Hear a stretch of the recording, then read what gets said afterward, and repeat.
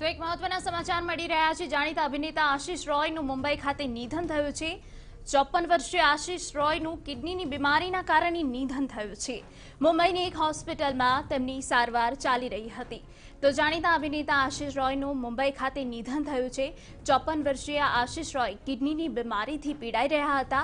તે છેલ્લા એક અઠવાડિયાથી મુંબઈની એક હોસ્પિટલમાં સારવાર હેઠળ હતા। આશિષને 2 દિવસ પહેલા જ હોસ્પિટલમાંથી રજા મળી હતી।